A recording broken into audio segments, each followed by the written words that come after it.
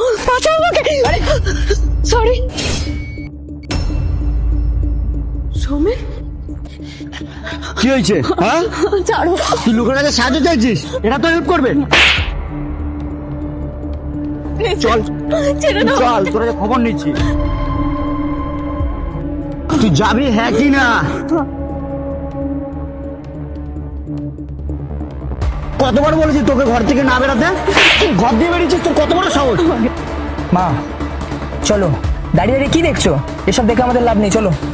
বাবাই কি বলছিস, তুই চলে যাবি?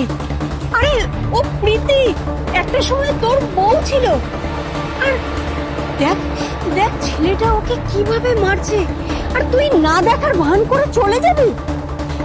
তুই বাঁচা বাঁচা ওকে বাবা, চল না চল না, আমরা বাঁচাই। ব্যাস মা, চুপ করো। তুমি হয়তো ভুলে যাচ্ছ তাই না? ওই মেয়েটা আমাদের মুখে চুন কালি লাগিয়ে একটা পর পুরুষের সাথে পালিয়ে গেছিল, তাও আবার আমার 3 লক্ষ টাকা নিয়ে। তুমি এসব কথা কি করে ভুলে যাও?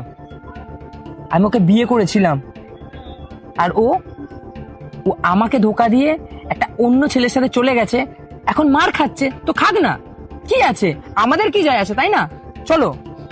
মানছি মানছি ও ভুল করেছে, কিন্তু কিন্তু ও এভাবে মার খাচ্ছে আর আমরা না দেখার ভান করে চলে যাব?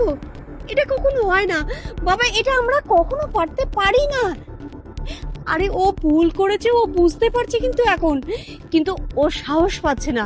ও জানে যে আমরা ওকে আর কোনোদিন ফেরত নেব না, কিন্তু তাই বলে ও মার খাবে, আমরা দাঁড়িয়ে দাঁড়িয়ে দেখবো? দেখো মা, ও ভুল করেছে তাই আজ মার খাচ্ছে। ভুল করলে তো ভুলের শাস্তি পেতে হবে, তাই না? যে যেরকম করবে তার সাথে সেরকমই হয়। ভগবান আছে উপরে। তুমি হয়তো ভুলে গেছো মা, আজ আমার বাবা ওই মেয়েটার জন্য এই পৃথিবীতে নেই। ও যখন পালিয়ে গেল, পাড়ার লোক আমাদের নিয়ে কত নিন্দা করেছে, যা নয় তাই বলেছে। বাবা সেটা না নিতে পেরে স্ট্রোক হয়ে গেল, বাবা মারা গেল। এইসব কথা জানার পরেও তুমি ওই মেয়েটাকে বাঁচাতে যাবে, যার জন্য আমার সুখের সংসারটা ভেঙে গেছে, যার জন্য আমার বাবা নেই। আজকে আমি ওর জন্য কি করিনি, সবকিছু করেছি, যা চাইতো তাই দিতাম। তারপরও ও আজকে একটা অন্য ছেলের সাথে পালিয়ে গেছে। সমাজে দেখেছো আমাকে নিয়ে কিরকম লোক বলে? তুমি এইসব কথা ভুলে গিয়ে তুমি বারবার বলছো ওকে বাঁচানোর জন্য। আমি পারবো না, তুমি কথাটা বুঝতে পেরেছো? তুমি যাওয়ার হলে চলো, নাহলে আমি কিন্তু চলে যাব। না রে চলো। বাবা, আমি কিচ্ছু বলিনি। আমি জানি ও চলে যাবার পর আমাদের অবস্থা কি হয়েছিল, আর তোর বাবা শোকে তো চলেই গেল। আর তাই বলে আমি মেনে নিতে পারছি না রে বাবা। একটা ভুলের জন্য 10টা ভুল আমি মেনে নিতে পারছি না। তুই এই ভুলটা করিস না বাবা, এই ভুলটা করিস না। শোন বাবা, মানুষ মাত্রই ভুল হয়, আর তুই ক্ষমা করে দে, দেখবি তোর সামনে স্বর্গ, তুই স্বর্গ পাবি বাবা। আমি কথা দিচ্ছি, যে মানুষটা একবার ভুল করে না, যখন ও বুঝতে পারে, সে কিন্তু আর দ্বিতীয়বার ভুল করে না বাবা। তুই এটা বোঝ বাবা, তুই ওকে বাঁচা না, বাঁচা বাবা। তুমি কি চাও আমি ওই মেয়েটার কাছে ছোট হই? আমি পারবো না। তোমাকে আমি বারবার বলছি মা, তুমি ওই মেয়েটাকে বাঁচানোর কথা বলবে না। আর ও মরে যাক না, ও তো আমাদের সাথে থাকে না। না, তুমি এক কথা কেন বলছো? ও নিজের ইচ্ছায় গেছে, নিজে ভালো বুঝেছে, তাই না? দেখো কত সুন্দর মার খাচ্ছে। আরে ও একটা মেয়ে, আর তুই একটা দায়িত্ববান পুরুষ হয়ে তুই ওকে রাস্তার মধ্যে ফেলে রেখে চলে যাচ্ছিস, চোখে দেখেও না দেখার ভান করে চলে যাচ্ছিস।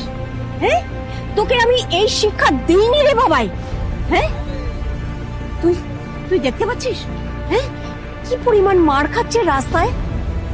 আজ ও রাস্তায় মারছে, তাহলে বাড়িতে না জানি কি করে। না, আমি এটা কিছুতেই সহ্য করব না। তুই যাবি কি না? আমি পারবো না মানে পারবো না। যাবি না তো? ঠিক আছে, তোকে যেতে হবে না, আমি যাব। চল। এই বুড়ি, তুই আমার গায়ে দিলি? তুই চিনিস আমাকে? দেখবি কি করতে পারি। কি করবি? তো তোর এত বড় সাহস তুই আমার মায়ের গায়ে হাত তুলছিস? তুই কে? এই শোন, তুই এতক্ষণ ধরে যে মেয়েটার গায়ে হাত তুলছিলিস না, আমি ওর প্রথম স্বামী, বুঝেছিস? ও আমার সংসার ভেঙে তোর মতো লম্পট দুশ্চরিত্র ছেলের সাথে পালিয়েছিল। আজকে ও বুঝতে পারছে যে ও কি ভুল করেছে। ও আমার বউ, ওর মা নেই, বাবা নেই, কেউ নেই, ও শুধু আমার। এই তুই চল, এই তুই চল। এই তোকে কি বললাম তুই বুঝতে পারলি না? এখান থেকে চলে যা, তাহলে কিন্তু ভালো হবে না। তোকে বারবার বলছি, তুই একটা মেয়ের গায়ে এরকম ভাবে হাত তুলছিস, তোর লজ্জা করে না? হ্যাঁ, দ্বিতীয়বার হলে কিন্তু আমি পুলিশে দেবো। চল ফোট। দেখে নেবো তোদের সবাইকে, দেখে নেবো। কি প্রীতি, আমার সম্মান নষ্ট করে আমার সংসার ভেঙে এরকম একটা দুশ্চরিত্র লম্পট মাতালের সাথে পালিয়ে গেলে, তাই না? ভেবেছিলে অনেক সুখে থাকবে, আর শেষ পর্যন্ত ঠকে গেলে, তাই না? ভগবান আছে প্রীতি, উনি সব দেখছে। দুটো টাকার জন্য তুমি আমাকে ছেড়ে দিলে। তোমাকে তো সবকিছু দিয়েছিলাম, কি দিতাম না বলো? যা চাইতে তাই এনে দিতাম। মা তোমাকে নিজের মেয়ের মতো ভালোবাসতো। আজ দেখো, মা আমাকে এত করে বলেছে বলেই আমি বাঁচাতে এসেছি, না হলে আমি আসতাম না। আর তুমি সেরকম একটা পবিত্র ঘর ছেড়ে মার খেতে এসছো। দেখেছো নিজের মুখটা? কুকুর ছাগলদেরও এরকম মুখে দাগ থাকে না, তোমাকে যেরকম ভাবে মেরেছে। আমি তো ভাবছিলাম তুমি মার খাচ্ছিল, ভালোই হয়েছিল, যে যেমন করেছে তার তেমনই হওয়া উচিত। কিন্তু আমার মা তো ওরকম শিক্ষা দেয়নি, তাই আমি ওনার দিকে চেয়েই তোমাকে বাঁচাতে এলাম। যাই হোক, এত কথা বলার টাইম নেই। চলো মা, তোমার কথা তো শুনেছি, এবার চলো। না না না না, প্লিজ আমাকে ক্ষমা করে দাও তোমরা। আমি মানছি আমি অনেক বড় ভুল করেছি এবং কি আমি পাপ করেছি, যেই পাপের কোনো ক্ষমা হয় না। কিন্তু আমি কোথায় যাব? আমার তো যাওয়ার কোনো পথ নেই। দয়া করে আমাকে ক্ষমা করে দাও। ওই জানোয়ারটা আমাকে খুব টর্চার করতো, আমাকে পেলেও আবার আমাকে মারবে। আমি বাঁচতে পারবো না ওর কাছে থাকলে। আমাকে প্লিজ নিয়ে চলো, আমি দ্বিতীয়বার এমন ভুল করব না। আমাকে ক্ষমা করে দাও। সত্যি তো, আমি এত সুখের সংসার পেয়ে, এত ভালো পরিবার পেয়ে, সবকিছু পেয়েও আমি তোমাদেরকে ছেড়ে ওইরকম একটা নোংরা পথে গেছি, যেই পথে আমার যাওয়াই উচিত হয়নি। আমার কিচ্ছু করার নেই, আমি কোথায় যাব? দয়া করে আমাকে ক্ষমা করে দাও, মাফ করে দাও। বাবারে, ওকে ক্ষমা করে দে।